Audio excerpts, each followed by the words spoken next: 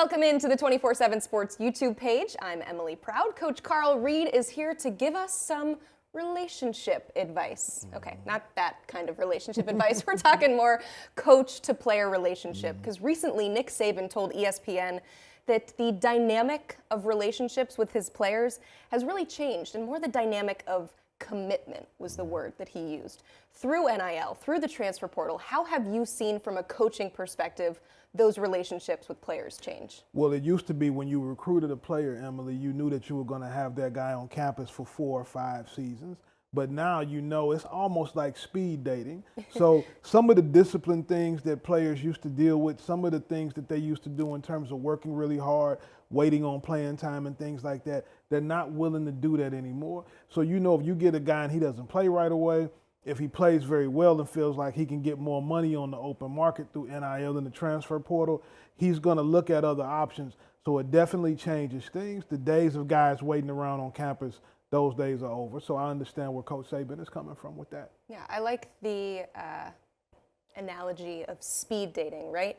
But with speed dating, you just meet them once and it's a quick first impression. But this is like speed dating over and over and over again. How important is honing in on those relationships, not just from day one when you're recruiting a kid, but checking in on him multiple times? How much does that make the job of a head coach that much more difficult? I think it's tough for a guy like Coach Saban who deals with the football part as much as he does. He likes to coach the DBs every day. He likes to run what's going on defensively. For guys that are more into what's going on with the X's and O's part of the game, it's really tough because you can't just lock yourself in the film room anymore. You have to really be in tune with what is going on with your players and how they're feeling, what they're thinking, and what their next moves are. So it has to be more of a CEO approach than necessarily a guy who's watching film all day. You got to really be in tune to what's going on in your locker room. So how could that dynamic potentially change the way that these schools hire coaches? Will we see them maybe go towards more that CEO role, the players coach that we hear so much about, versus the X and O's, because that relationship piece is so crucial and has changed a lot? I think that's very important. Now, the elite coaches, guys like Lane Kiffin that still calls plays, guys like Kirby Smart who still is really impactful on the defense, there always will be a place for those kind of guys. But as young coaches that come through the ranks, they're going to have to show that they can handle the players, because that's the biggest thing. Recruiting the players, maintaining the players, developing the players, and having continuity and being able to have great retention rates as you're dealing with your recruiting classes. Yeah, along the same lines of a coach, you usually have a recruiting coordinator, and it's a by committee situation too when it comes to recruiting. Should there be some sort of retention coordinator to help with the players currently on your roster? There definitely, everybody has a director of player personnel, and that has normally been his job in the past. But you really have to look at now having a couple of coaches on your staff that are really in tune to making sure, hey, we got to keep these guys, especially when you're dealing with the second unit, because the second string guys are the most vulnerable to you losing in the transfer portal. So we talked about the coaching piece of it. Now let's talk about the player piece of it. They're just as much a part of the relationship between the player and the head coach. What has changed over the years about why a player picks a school? How have their priorities changed from maybe what they used to be to what they are now? Well, if you grew up in a particular state, the state of Texas, the state of Georgia, the state of Louisiana, Ohio, and you grew up wanting to play for one of those schools, guys that grew up in Florida wanting to play for Miami, Florida State, or the Florida Gators. It's not about that anymore.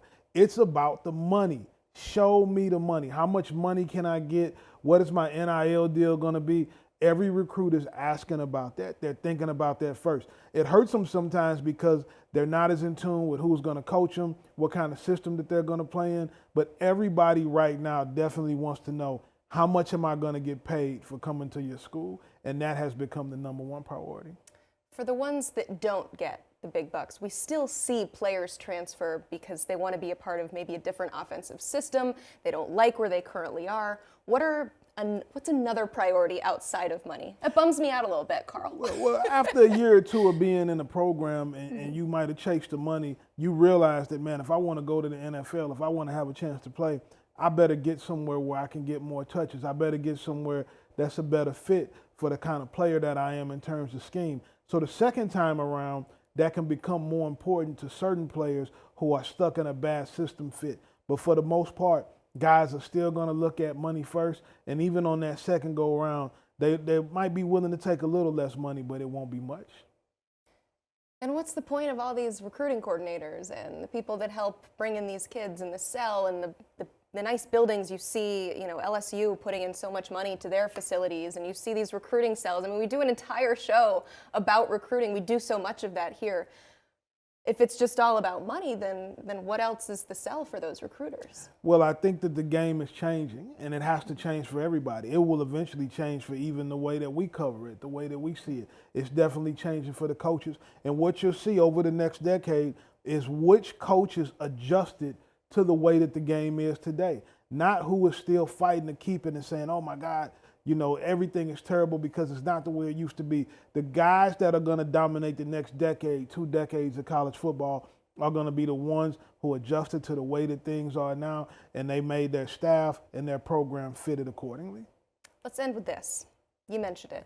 Adapt or die seems to be the mantra here with these coaches. You better get on board because this is the way that it is. Is this the way that it has to be, or is there a part of college football and this dynamic with NIL, transfer portal, is there something that needs to get corrected to kind of slow down what we all call the Wild West right now? It's hard to put the genie back in the lamp. And so once you came in and you said, well, we're going to go transfer portal, we're going to go NIL, things change. Players used to be upset the same way they are now. They used to get into it with their coaches then. They used to have issues with playing time then, but you had to sit out a year if you left. So that was something that you had to think about that. And because you had to sit out a year, it might not be as many coaches willing to take you. Money was not a factor. Now money's a factor. So I don't think that it can go back to the old way. I think that it is what it is, and you're going to have a few coaches that make themselves dynamic at the way that things are now, and those are going to be the guys who dominate tomorrow because nobody cares about yesterday. This is what happens. This is an overcorrection, right? It's finally we've got the player empowerment, and it seems a little chaotic as they're trying to figure it out. You're curious as to see what the NCAA's role is in all of this because they're seemingly diminished a little bit in terms of what they're able to do. And so it's a very chaotic situation, but as always, the coaches that can build those relationships and have those relationships with their players will ultimately survive, right? And the coaches have to remember, it's their fault that they're in this position because what they needed to do 10 years ago because when coaches controlled transferring, when you were a player and you had to go in the office and the coach had to sign for you to transfer, the coaches were being really, really bad to the players. They had a list. They said, hey, listen, you can't go to any school in the conference. You can't go to any school that borders our state, and you can't go to any school that's on our schedule for the next 15 years. That's what they were doing to these kids, making it almost impossible for them to transfer. If they blocked them, they would have to walk on and not be able to take scholarship money. And so they were really forceful about that. And this is the response to that when you started getting lawyers involved, when the players started fighting against it. And so I still blame the coaches for us being in the current situation we're in now. I think a lot of the coaches know that, which is why you see the delicate language that Nick Saban uses. They understand that this is sort of an overcorrection and something that they benefited greatly from in the past. And now the players are taking back a little bit of the control, which means that it's taken away from some of those coaches. Carl, thank you so much for the great discussion. I appreciate it.